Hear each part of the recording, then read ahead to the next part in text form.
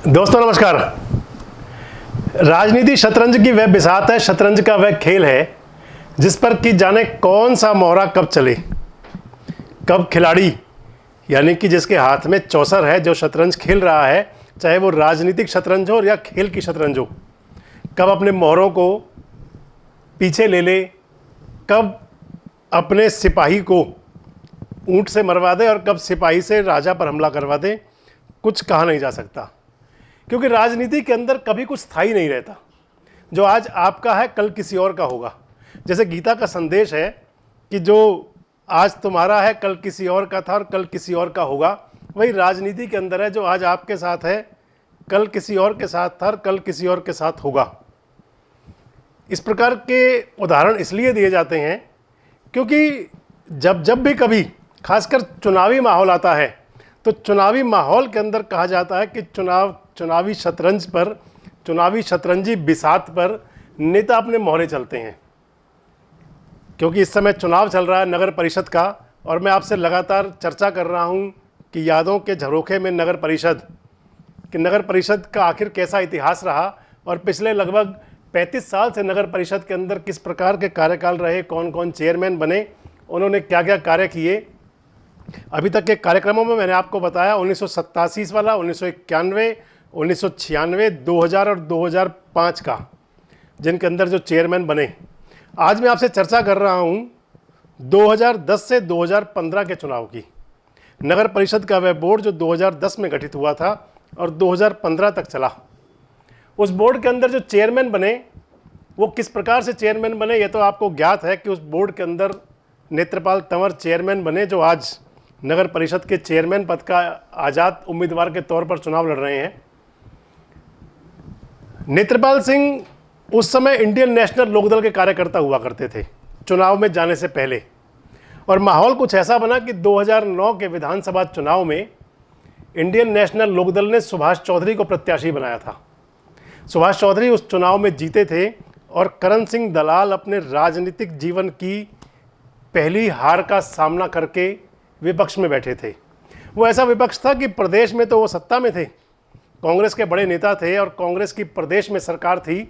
भूपेंद्र सिंह हुड्डा मुख्यमंत्री थे और करण सिंह दलाल भूपेंद्र सिंह हुड्डा के बहुत नज़दीकियों में शामिल हैं। एक रिश्तेदारी उनका पारिवारिक संबंध भी है। तो इसलिए करण दलाल चुनाव हारने के बावजूद भी कांग्रेस की सरकार बनी और करण सिंह दलाल सत्ता के केंद्र थे। लेकिन वह टीस उनको आज तक सालती है जब 2009 का वो विधानसभा चुनाव हारे थे। मैं आपसे जिक्र कर रहा हूं कि नेत्रपाल सिंह तंवर इंडियन नेशनल लोकदल में होते हुए भी, क्योंकि उनके सुभाष चौधरी से उनका 36 का आंकड़ा था, उनके संबंध ठीक नहीं बैठते थे। इसके चलते वे थोड़ा सा सुभाष चौधरी से नाराज़ थे। हालांकि चुनाव में वे करण दलाल के साथ भी नहीं थे। लेकिन जब नगर परिषद का चुनाव आया तो नेत्रपाल सिंह तंवर पार्षद चुने गए। 2010 के बोर्ड में नेत्रपाल तंवर पार्षद बने और 2010 का जो वह बोर्ड था, उस बोर्ड के अंदर नगर परिषद का चेयरमैन जो बनना था वो अनुसूचित जाति के लिए रिजर्व था। दोस्तों, उस बोर्ड के अंदर जो 6 पार्षद अनुसूचित जाति के चुन के आए थे, 31 सदस्यीय बोर्ड था, और उसमें जो पार्षद चुन के आए थे उसमें मुख्य रूप से नेत्रपाल सिंह तंवर थे। उनके साथ साथ सुरेश माहौर थे। सुरेश माहौर जो कभी करण दलाल के सबसे नज़दीकियों में शामिल रहे। तीसरे पार्षद प्रदीप शौर्य थे। चौथे पार्षद महेंद्र सांवरिया थे। पांचवें पार्षद कल्लन चेतीवाल थे और छठी महिला पार्षद थीं गुड्डी देवी, रमेश राजपूत की धर्मपत्नी गुड्डी देवी। ये 6 पार्षद थे नगर परिषद के अंदर जो अनुसूचित जाति के चुन के आए थे। जब अनुसूचित जाति के लिए चेयरमैन पद का रिजर्व हो गया, आरक्षित सीट हो गई चेयरमैन की, तो बात चली कि आखिर किस पर सियासी दाव लगाया जाए। होना तो यह चाहिए था कि करण सिंह दलाल जो उनके सबसे पुराने विश्वस्त थे, सुरेश माहौर पर दाव खेलते। लेकिन करण सिंह दलाल का जो विश्वास टिका वो नेत्रपाल सिंह तंवर पर जाकर टिका। नेत्रपाल सिंह तंवर उससे पहले इनेलो में हुआ करते थे, मैंने आपको पहले ही बताया। नेत्रपाल कांग्रेस के अंदर गए और कांग्रेस ने उनको अपना पार्षद पद से लेकर के और चेयरमैन पद का प्रत्याशी नियुक्त कर लिया, तय कर लिया।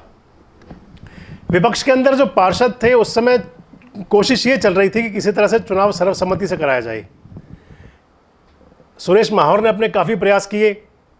इसके अलावा प्रदीप शौर्य जो एडवोकेट पार्षद थे वो कांग्रेस में भी गए और सुभाष चौधरी के खेमे में भी गए कि कहीं किसी तरह से दाल गल जाए। लेकिन क्योंकि बहुमत करण सिंह दलाल के पास था, सत्ता करण सिंह दलाल के पास थी, तो तय था कि चेयरमैन वो बनेगा जिसको करण सिंह दलाल चाहेंगे।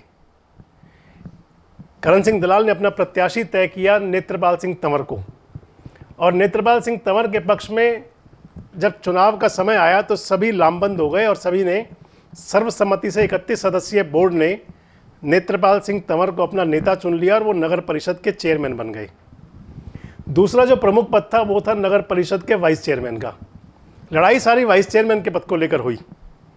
वाइस चेयरमैन पद के लिए भी करण सिंह दलाल ने जो भरोसा जताया, उनके पास उस समय और भी कई पार्षद थे जो उस बोर्ड में पार्षद चुनकर आए थे। उनके अंदर माने तो मनोज बंधु, चंदीराम गुप्ता, शशि फागना, संजय छावड़ा, किरण कथूरिया, जेडीआर, सुभाष गांधी, सुभाष सिंगला, ऐसे सरीखे कई सारे नाम थे कि जिन पर किसी पर भी विश्वास जताया जा सकता था। लेकिन करण सिंह दलाल ने वाइस चेयरमैन के लिए जो विश्वास जताया, जो अपना नुमाइंदा बनाया, जो अपना प्रत्याशी बनाया, वो बनाया कंवर रमेश कुमार को।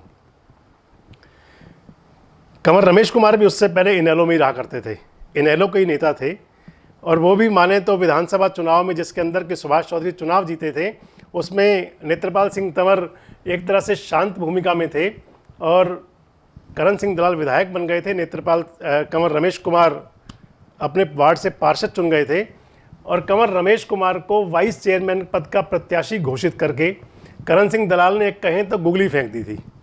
अब उनके सामने जो प्रत्याशी आए विपक्ष के तरफ से, वो आए प्रेम सागर चावला। प्रेम सागर चावला पूरे 2010 से लेकर 2015 तक का जो बोर्ड रहा, उसमें विपक्ष के नेता की भूमिका बाखूबी निभाते रहे। हालांकि उनके पास पार्षदों का जो बहुमत था वो नहीं हो पाया, और बहुमत कहें तो क्या कि बहुत कम वोट मिले। चुनाव हुआ, मतदान हुआ वाइस चेयरमैन पद के लिए, जिसके अंदर कंवर रमेश कुमार को 20 मत मिले और प्रेम सागर चावला को 10 वोट मिले।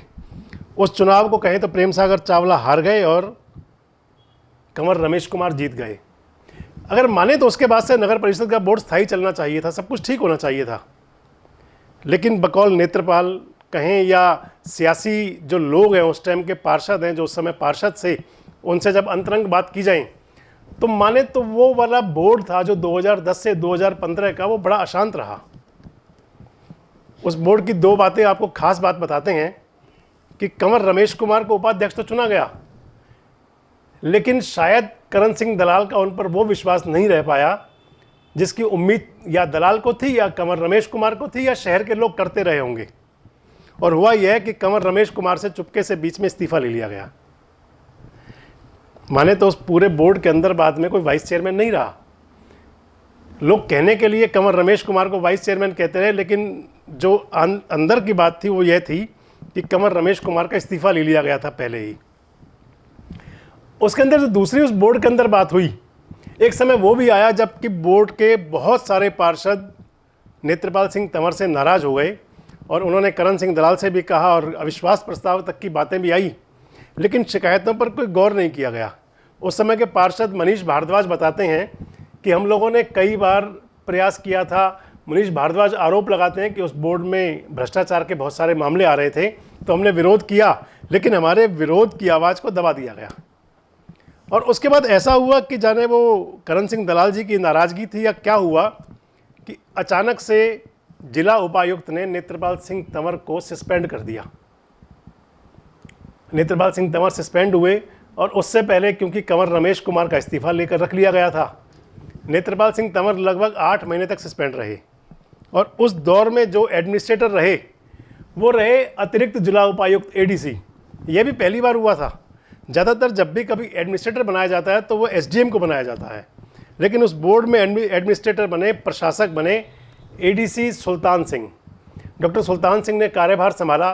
नेत्रपाल को जिन बातों पर सस्पेंड किया गया था उसकी जांच हुई और जांच गई कमिश्नर के पास में। बताते हैं P राघवेंद्र राव कमिश्नर हुआ करते थे। उन्होंने अपनी रिपोर्ट के अंदर नेत्रपाल को पाक साफ करार दे दिया, दोष मुक्त कर दिया और नेत्रपाल तंवर दोबारा चेयरमैन बन गए। हालांकि नेत्रपाल सिंह तंवर के खिलाफ उस समय प्रेम सागर चावला सहित कई पार्षद प्रदीप शौर्य भी उनमें शामिल थे, कई पार्षद हाईकोर्ट भी गए, उसके अंदर रणदीप भड़ाना भी थे। तो कई पार्षद हाईकोर्ट में गए और उस मामले में लेकर के आपको बताएं तो पवन भड़ाना भी उस बोर्ड में पार्षद थे जो आज भी चुनाव लड़ रहे हैं। और हाईकोर्ट में कई बार प्रेम सागर चावला की तरफ से जो पटिशन डाली गई उनमें नेत्रपाल सिंह तंवर के खिलाफ सख्त टिप्पणियां भी आई। और एक बार ऐसा भी हुआ कि जो सिग्नेचरिंग पावर थी, जो डीडी पावर थी पेमेंट करने की, वो सीधे थ्रू जिला उपायुक्त कर दी गई। ऐसा भी पहली बार ही हुआ। खैर, मैंने आपसे पहले बताया कि जो राजनीतिक शतरंज है, ये राजनीतिक शतरंज की जो बिसात है, इसके ऊपर मोहरे चलाए जाते हैं, मोहरे सजाए जाते हैं। उस बोर्ड का एक विशेष घटनाक्रम हमेशा इतिहास में दर्ज रहेगा कि नेत्रपाल सिंह तंवर ने, एक झगड़ा हुआ था जवाहर नगर कैंप में, और उस झगड़े के बाद में एक पंचायत हो रही थी। पंचायत के अंदर आजकल जो डीसीपी फरीदाबाद, डीसीपी क्राइम है, नरेंद्र कादियान, वो उस समय पलवल कैंप थाना प्रभारी हुआ करते थे। झगड़े में पंचायत हो रही थी कैंप के सनातन धर्म मंदिर में। सुभाष चौधरी विधायक भी मौजूद थे और नगर परिषद के चेयरमैन नेत्रपाल सिंह तंवर भी मौजूद थे। झगड़ा हुआ, कहासुनी हुई, और कहासुनी के बाद में हम यह नहीं कह रहे कि उस झगड़े में क्या हुआ था या क्या नहीं हुआ था, नाम उसकी गहराई में जाना चाहते हैं। लेकिन हुआ ये कि उस झगड़े का जब कहें तो पटापेक्ष हुआ, जब झगड़ा वो रात को ख़त्म हुआ तो भीड़ थी, और भीड़ के बाद में एक बात निकल कर आई। नेत्रपाल सिंह तंवर ने पुलिस को शिकायत दी और सुभाष चौधरी के खिलाफ, जो उस समय विधायक थे, उनके ऊपर SC एक्ट का मुकदमा दर्ज हुआ। इस बात को हमेशा याद रखा जाएगा। हालांकि बाद में सुभाष चौधरी और उसके अंदर जो बाकी जो को एक्यूज बनाए गए थे, मनीष कालड़ा थे, उनको अदालत ने बाइज्जत बरी किया। इसके साथ साथ नगर परिषद के उस बोर्ड के 2010 से 2015 का जो बोर्ड था, और भी कई ऐसी घटनाएं थी जिसके लिए कि उस बोर्ड को हमेशा याद किया जाता रहेगा। उस बोर्ड के अंदर एक खास बात दूसरी और भी हुई थी। उस बोर्ड के अंदर जो मैं आपको बता रहा हूँ, वो एक जो बहुत महत्वपूर्ण बात थी वो यह थी कि अविश्वास प्रस्ताव लाने के कई बार प्रयास हुए, लेकिन वो प्रयास सिरे नहीं चढ़े। यानी कि माने तो सत्ता संग्राम का या सत्ता साधने का वो ऐसा बोर्ड रहा कि जिसके अंदर की शह और मात का खेल लगातार जारी रहा। नेत्रपाल सिंह तंवर हालांकि अपने कार्यकाल को बहुत बुरा तो नहीं बताते, लेकिन बहुत अच्छा भी नहीं बनाते। मेरी उनसे कई बार बात हुई तो वो कह रहे थे कि मुझे शहर के लिए कुछ और करना था जो नहीं कर पाया था। आने वाले दिनों में हम नेत्रपाल सिंह तंवर, क्योंकि वो चुनाव लड़ रहे हैं, उनका क्या एजेंडा है, किस एजेंडे को लेकर चुनाव लड़ रहे हैं, देश रोजाना उनसे एक दिन रूबरू बात भी करेगा, आमने सामने पूछेगा भी सही। लेकिन नेत्रपाल तंवर जो बताते हैं कि अपने कार्यकाल के दौरान में उन्होंने सफाई व्यवस्था को लेकर वो दावा करते हैं कि पूरे प्रदेश में नंबर 1 हमारी सफाई व्यवस्था थी। नेत्रपाल तंवर यह भी दावा करते हैं कि उनके समय में कम्युनिटी सेंटर बहुत सारे बनाए गए, पार्कों का सौंदर्यीकरण भी हुआ। लेकिन जो भी हुआ, हम यह जरूर कहेंगे कि जो भी आदमी सत्ता में रहता है वो अपने भरपूर प्रयास करता है कि वो उसके अंदर बेहतर से बेहतर करे। लेकिन क्योंकि किसी भी चीज़ का कोई अंत नहीं है, इसलिए इसी प्रकार हम समझते हैं कि विकास कार्य कराने की भी सीमा का कोई अंत नहीं है। पलवल के अंदर अब फिर नगर परिषद का चुनाव हो रहा है और अब की बार चेयरमैन सीधे जनता चुन कर भेजेगी, और जनता को उम्मीद है कि जो अब की बार जनता का चुना हुआ चेयरमैन आएगा वो उनकी उम्मीदों पर खरा उतरेगा। आज के कार्यक्रम में हमने आपको बताया नेत्रपाल सिंह तंवर का कार्यकाल। कल आपको बताएंगे 2016 से लेकर 2021 का बोर्ड जो इससे लेटेस्ट पहले था, जिसमें कि इंदुबाला भारद्वाज नगर परिषद की चेयरपर्सन रही थी। उस बोर्ड में क्या क्या हुआ था उसके बारे में कल आपसे विस्तार से चर्चा करेंगे। तब तक के लिए नमस्कार, धन्यवाद। हमारे साथ जुड़े रहने के लिए देखते रहिए देश रोजाना का YouTube चैनल सब्सक्राइब कीजिए। साथ ही देश रोजाना की खबरें सबसे पहले देखने के लिए प्रेस कीजिए बेल आइकन।